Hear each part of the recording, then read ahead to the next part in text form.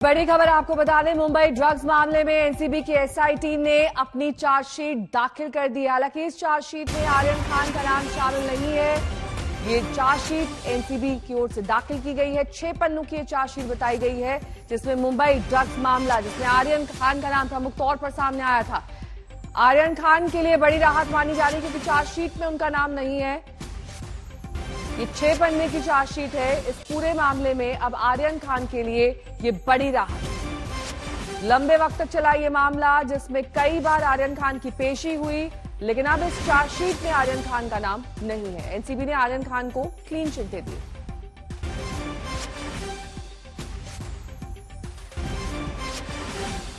NCB की chargesheet में आर्यन खान का नाम नहीं दर्ज है। 6 पन्ने की ये चार्जशीट है, जिसमें आर्यन खान को क्लीन चिट दी गई।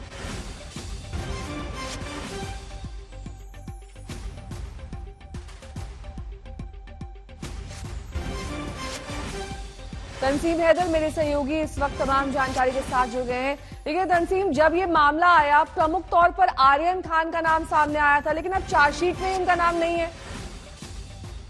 ये जाहिर है, ये बहुत बड़ा एक तरह से कहें तो नाकामयाबी है उस इन्वेस्टिगेशन की, जिस इन्वेस्टिगेशन को इतना शुरुआती दौर में हाइप दिया गया और उसको बताया गया कि ये एक बहुत बड़ा गैंग है, बहुत बड़ा नेटवर्क था, जिसमें आर्यन खान शामिल थे। क्रूज पे बहुत बड़ी ड्रग्स पार्टी होने वाली थी, जिसमें से हमने ड्रग्स रिकवर किए, लेकिन उसके बावजूद जो इसमें से 6 मेन लोग हैं आर्यन खान समेत, उन लोगों का चार्जशीट में जिक्र नहीं है। और अपने एनसीबी ये बोल रही है कि उसने किसी भी तरह से इन लोगों के खिलाफ एविडेंसेस नहीं मिले। लैक ऑफ एविडेंसेस कहा गया है अपने प्रेस नोट में, बल्कि बोला है एनसीबी ने कि लैक ऑफ एविडेंस था, लिहाजा इनके नाम चार्जशीट में शामिल नहीं किए जा रहे हैं। ये सबसे बड़ा जो इन्वेस्टिगेशन करने वाले, इसमें जो लोग जुड़े हुए थे, समीर वानखेड़े जुड़े हुए थे, उनके लिए भी एक बड़ा ये सेटबैक है कि आखिर इतनी बड़ी केस को अचानक से एनसीबी ने जब अपनी चार्जशीट फाइल की, तो उसमें जिसे मेन एक्यूज कहा जा रहा था, एक बड़ा उसको ही चार्जशीट से निकाल दिया गया और ये बोला गया कि उसके खिलाफ एविडेंस नहीं मिले।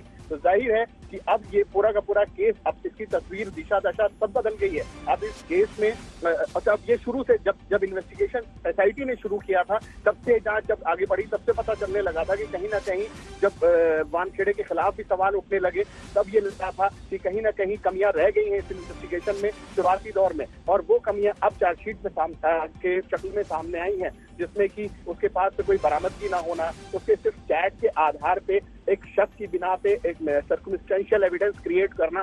तो जाहिर है कि वो सारे के सारे जो एविडेंस क्रिएट करने की कोशिश की गई थी, वहां पे एनसीबी फेल साबित हुई है, और ये बड़ा सेटबैक है, बड़ी एक नाकामी कहा जाएगा बड़ी इन्वेस्टिगेशन एजेंसी के लिए, कि जिसने इतना बड़ा केस शुरुआत से लेकर कई महीनों तक इन्वेस्टिगेट किया, और उसके बाद इस चार्जशीट में आर्यन खान और उसके 7-5 और लोगों का नाम नहीं शामिल है, ये कहते हुए कि हमारा ये एक लैक ऑफ एविडेंस था, एविडेंस की कमी के चलते हम इन्हें चार्जशीट में शामिल नहीं कर रहे हैं। और ये चार्जशीट भी हम देख पा रहे हैं इस वक्त टेलीविजन पर।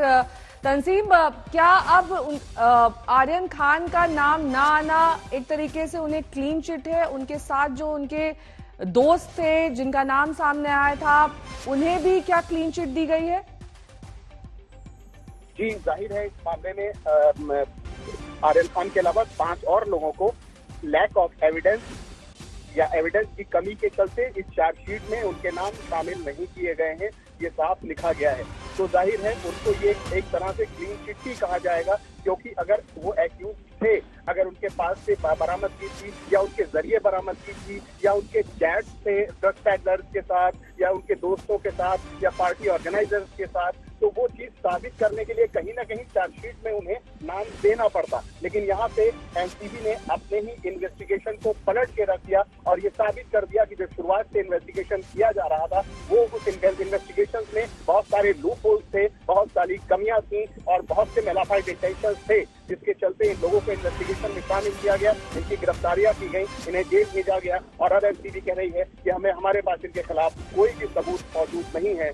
ये भी एक बड़ा हैरान करने वाला है। बिल्कुल। और तंसीम, जिस तरीके से पूरा मामला उजागर हुआ, उसमें आर्यन खान का नाम, जो कि एक बड़ा नाम है क्योंकि वो शाहरुख खान के बेटे हैं, उन्हें इनकी गिरफ्तारी हुई, फिर बेल से वो रिहा हुए, लेकिन इस पूरे प्रोसेस में जो शाहरुख खान की मानहानि हुई उसको लेकर कोई अब दावा उनकी ओर से किया जा सकता है? क्योंकि एक तरफ आप एक लंबा ट्रायल चलाते हैं और आप क्लीन चिट दे देते हैं।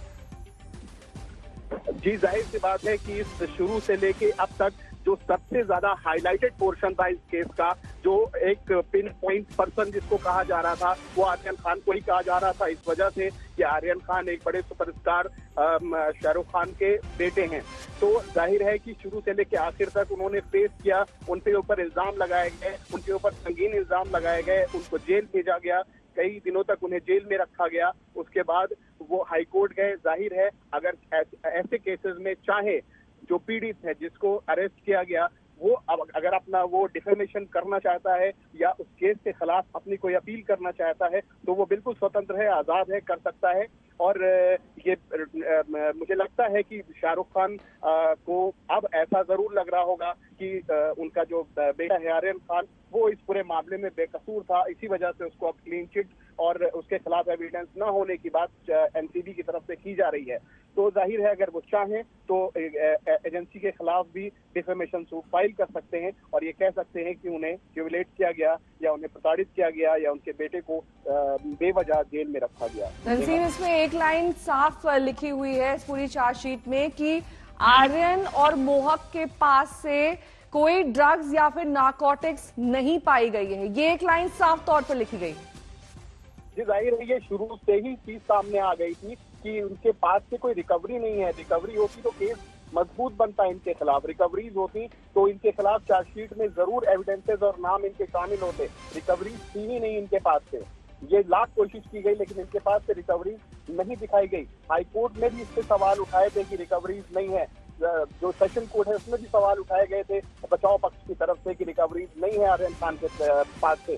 सिर्फ एक छोटे मोटे किसी कैद को शक के आधार पर सर्कमस्टेंशियल एविडेंस बना दिया जाए और उसके बाद गिरफ्तारी करके उसको जेल भेज दिया जाए, तो अपने आप में दरअसल हुआ क्या कि एक ही एजेंसी के दो अलग अलग टीमें जांच कर रही थी। पहली टीम ने जांच की तो उसके ऊपर सवाल उठने लगे, नवाब मलिक ने सवाल उठाए, बहुत सारे सवाल उठते गए उसके ऊपर, जांच के ऊपर। फिर जब नई टीम बनी, स्पेशल इन्वेस्टिगेशन टीम, तो नई टीम ने अपनी जांच शुरू की तो उसके दायरे में कुछ दूसरी चीजें आई, उसमें कुछ नए तथ्य सामने आए। उसमें ये तथ्य सामने आए कि जो चीज कही जा रही है, जब बरामदगी ही नहीं है किसी तरह की उसके पास से, तो उसे मुलजिम कैसे बनाया जाएगा? लेकिन बरामदगी नहीं थी, सर्कमस्टेंशियल एविडेंस से मुलजिम बना दिया गया, उसको गिरफ्तारी की गई, उसको जेल भेजा गया। तो जाहिर है ये जो 6 लोग हैं जिनके नाम नहीं शामिल किए गए हैं इस चार्जशीट में, उनमें से जो भी चाहे वो अपनी शिकायत लेके अदालत के सामने जा सकता है।